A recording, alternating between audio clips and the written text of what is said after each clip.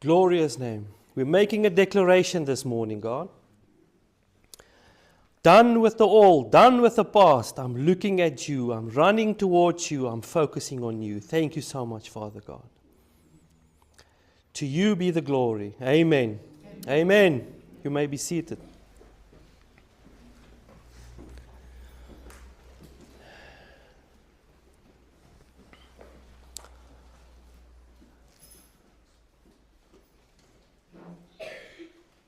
I'm excited. I'm excited. Not like Lot's wife. That's the title of this morning, of this message. Not like Lot's life. Now I'm sure that rings a bell somewhere, right? What happened with Lot's wife? She turned into a pillar of salt. So we're going to look at why. We're going to look at what led her to look back, and how is that important for us? So this morning or earlier I made a declaration. We are not looking back. We are not looking back. We are moving forward, but we are also having our eyes on Jesus, right? Amen? Are we ready for a breakthrough this morning? Are we ready for a breakthrough this morning? Amen. If you have your Bibles, turn to Luke 17. Luke 17, verse 20. And I'll read there now. But I want you to say to yourself, we are not going backward. We are not going backward. So how many of you know how it feels when you carry a heavy weight on your shoulders? So when you stand up, when you wake up in the morning, you're about to go out, ready for work, but you can't get your feet to move along with you. You've got a long to-do list. There's demands going everywhere, from every corner, every direction, and your mind is racing before you can even touch the ground. Amen? We live in a world that constantly pressure us to juggle past regrets. Sounds familiar? While we still have to manage current chaos and worry about what lies ahead. But today, we are not going backwards. Jesus brought you in this house. Jesus brought you in this house today to lighten your burden, to clear your focus and set your spirit on fire. Not like Lot's wife. Let's read in Luke 17, verse 20, or from verse 20, and I'm reading from the New King James. Jesus in the middle, before I read. Yeah, let's read. Apologies, let's read. Luke 17, verse 20. And it says, the heading, the days of the Son of Man, and when he was demanded of the Pharisees, verse 20, when the kingdom of God should come, he answered to them and said, the kingdom, this is Jesus speaking here, the kingdom of God came not with observation, neither shall they say, nor there, or there, behold, the kingdom of God is within you. And he said unto the disciples, the days will come when ye shall desire to see one of the days of the Son of Man, and ye shall not see it. And they shall say to you, see here or see there. Go not after them, nor follow them. For as the lightning that lighteneth out of the part of heaven shine unto other part under heaven, so shall also the Son of Man be in his day. But first must he suffer many things and be rejected of this generation. And as it was in the days of Noah, so shall it also be in the days of the Son of Man. They ate, they drank, they married wives, they were given in marriage until the day of Noah entered into the ark. And the flood came and destroyed them all. Likewise also, as it is in the days of Lot, they ate, they drank, they bought, they sold, they planted, they built, but the same day that Lot went out of Sodom, it rained fire and brimstone from heaven and destroyed them all. Even thus shall it be in the day when the Son of Man is revealed. Verse 31. In that day, he which shall be upon the housetop and his stuff, and his stuff in the house, let him not come down to take it away. And he that is in the field, let him likewise not return back. Remember Lot's wife. Verse 32. Remember Lot's wife. Whoever shall seek to save his life shall lose it, and whoever shall lose his life shall preserve it. Verse 32. Remember Lot's life. But I'm saying this morning, not like Lot's life, and for the following reasons. You see, Jesus is in the middle of a major discourse. And it's about the kingdom of God and the end times and the fulfillment of eternity. You can also read this in Matthew 24 and Mark 13, that also echoes these urgent warnings. So Jesus makes it very clear. His return will be unmistakable. Amen? Like lightning flashing across the sky, and those who are not ready will suffer a great loss. This entire passage is a wake-up call for all of us. Let that sink in for a second. This entire passage is a wake-up call for us all. It forces us to look in the mirror and ask a very critical question of our lives. How close to God am I living? Right in the middle of talking about all of these shifts, divine prophecy, and urgent readiness, Jesus drops 3 short words. It's one of the shortest, sharpest, and very urgent command in all of Scripture. Verse 32, remember Lot's wife. Although Luke 17, verse 32 is an urgent command from Jesus, right? But Scripture also gives us many other commands and reminders from other people or events, not only this one. But in this scene, why her? Why Lot's wife? Who was she? We have to go back to Genesis 19, where it all started. Many years before, where this event took place. You see, judgment was falling on Sodom and Gomorrah. God, in His infinite mercy, sent angels down to grab Lot, his wife, and his daughters, and pull them out of destruction before judgment fell. The angels gave them clear instructions. Escape for your life. Do not look back or stop anywhere in the plain. Escape to the hills, lest you be swept away. You see, Sodom was such a bad place. When the angels came, they appeared as men. When they were at the door of Lot's house, the locals, they didn't want Lot's daughters. They were so, I don't know what's the word I'm looking for, but they were so immoral that they wanted the men, not the daughters.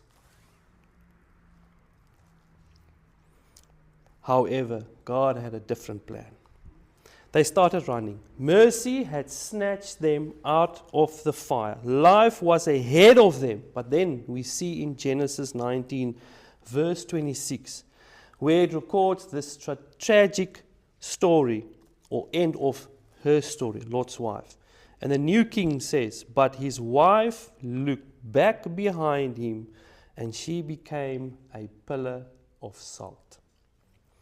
You see, looking back wasn't just a physical glance or idle curiosity.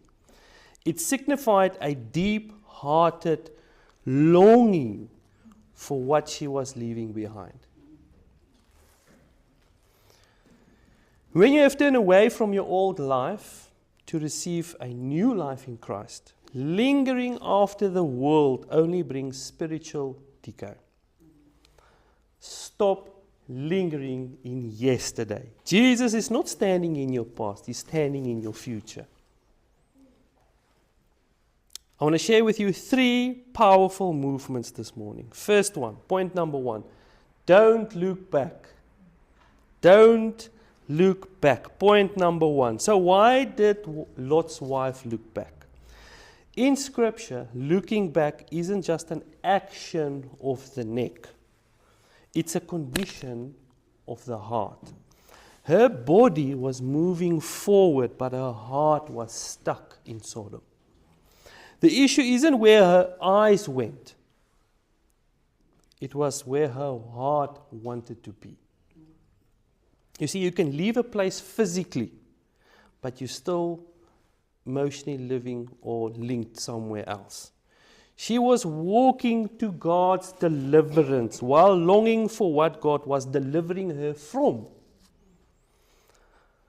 But now remember how Lot ended up in Sodom in the first place. Genesis 13 tells us that Lot chose the plain of Jordan because it looked like greener pastures. It looked like prosperity. You search for greener pastures. You chased a lifestyle or a certain social standing. Now, don't get me wrong. There's nothing wrong to go and find or search these things. But my question is, did you search for God also?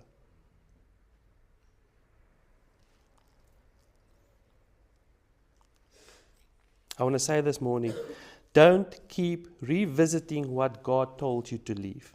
Don't romanticize what God rescued you from. Don't allow yesterday's wounds to become today's identity. Don't let old relationships, old habits, old sins, old disappointments, or even old successes hold your heart hostage. You see, when you ride a bicycle and when you turn your head, your body, your arms naturally follows where you are looking at. So what happens while you are pedaling forward, you lose balance. You steer off course and then you crash, you bump into something. Now, that's exactly what happens spiritually when you constantly look over your shoulder at what God delivered you from. Consider the Israelites in the wilderness, a journey that should have taken them weeks. It ended them taking 40 years because of their hearts kept drifting back at the old Egypt. And that's what happens when you linger. You turn into a pillar of salt. You become calcified, rigid, stuck, frozen in a place where you're only supposed to pass through. Point number 2, don't dwell there. Point number 2, don't dwell there. Point number 1, don't look back. Point number 2, don't dwell there. God didn't call you to be a monument to where you've been. He called you to be a movement toward where He is taking you. We read in Isaiah 43 verse 18, and I'm going to read it for you. Do not remember the former things, nor consider the things of old. Do not remember the former things, nor consider the things of old. Isaiah doesn't merely say forget. He says, do not remember the former things. Why? Verse 19. Behold, I will do a new thing. In other words, God doesn't want your attention permanently occupied by what He has already brought you through. because He is doing something you cannot see yet. When you drive a car, the windshield is massive, but your rearview mirror is small. Where you are going is infinitely more than your rearview mirror. Your rearview mirror is useful for perspective, but is dangerous for destination. Point number 3, the last point. Become a pillar of praise. Not a pillar of salt, pillar of praise. When God's mercy reached down into Sodom to pull Lot and his family out of this impending judgment, the angels gave a direct, non-negotiable command: escape for your life. Do not look behind you. Yet, as they fled, Lot's wife turned back and became a pillar of salt. We read in Psalm 5 verse 12, "For you, O Lord, will bless the righteous. With favor, you will surround him with a shield." You see, her life serves as a warning for every believer today. Beware of selective obedience. Lot's wife is a monument in the past. You and me, we are a testimony of God's faithfulness. Her body left, but her heart stayed. She looked back at Sodom, but you and me, we look towards Jesus. Almost. And Keith, we had a short discussion this morning. Almost. Lot's wife almost. She was almost out. She was almost saved. But she became a pillar of salt. You see, being almost saved isn't saved. You're either in or out. It's not almost.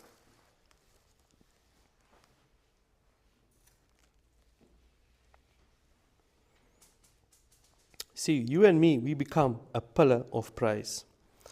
Allow God to be in the middle of your life, knowing that whenever God removes something, He is clearing space to give you a holy and secure future. Look at Joseph in Genesis 50. You will recall a couple of weeks ago, I preached a sermon on where you are positioned. And the week before it was Stephen on protecting your heart. Genesis 50 verse 28 says, "But as for you, you meant evil against me, but God meant it for good." Joseph could have said, my past didn't hurt. But he basically said, my past does not get to define what God is going to do for my future. And I'm closing. Now, church, as we preach these warnings, we must remember how we deliver this message to a hurting world. The Bible teaches us to share the truth in love, not judgment. You see, Lot was told to flee to the mountains for refuge. But for us, our ultimate refuge isn't a geographical monument or mountain. It is Christ Himself. I'm reminded in Hebrews 12 verse 22, and I'm going to read from the Message translation. "You've come to Mount Zion, the city where the living God resides." Amen? The city where the living God resides. Don't look back. Don't linger. Keep on climbing. Keep on having your focus with Jesus in front of you. You see, God didn't call you to be a mountain to where you've been. God called you to become a testimony of where His grace has brought you. So I'm asking, what are you still looking back at that God has already told you to leave? Jesus is enough for your past. Jesus is enough for your present. Jesus is enough for your future. Amen? Amen. Now, church, Can I ask you to stand up, lift up your hands? Let's just give praise to God this morning. I want you to stand with me and declare together in boldness, I am stepping into my future. I lay down every weight of guilt, of fear, of regret. I will not linger any longer. I will not look back. Amen. My steps are ordered by the Lord. God's favor surrounds me. His favor surrounds me like a shield. I am running forward with joy, with strength, with victory. In Christ Jesus' name, amen. Amen. I'm going to close in prayer this morning, but I want all of you to keep your eyes closed and your heart focused on Jesus Christ and not what is behind you. And I'm going to declare this morning that, Lord, today I pray to say goodbye. I say goodbye to the old mindsets and to the seasons that are behind me. Lord, today I pray to let go. I release every offense. I release every regret. I release everything that has held me back up until today. Lord, I pray to be separated from the earthly desires and joined to heavenly places. Come on, church. Cut any and everything that almost destroyed me and align my heart with your eternal kingdom. Set my mind on the things above. Set my mind on the things above. Father, in the mighty name of Jesus, we thank you for today. We thank you for your salvation. We bless every man, woman, child, every person hearing the sounds that's coming out of my mouth this morning. We thank you that Jesus took our judgment and paid our debt in full. Today we make a deliberate choice to stop looking back. We throw away fear. We throw away regret. By the power of the Holy Spirit, we break every chain in the past. Fill us with fresh joy,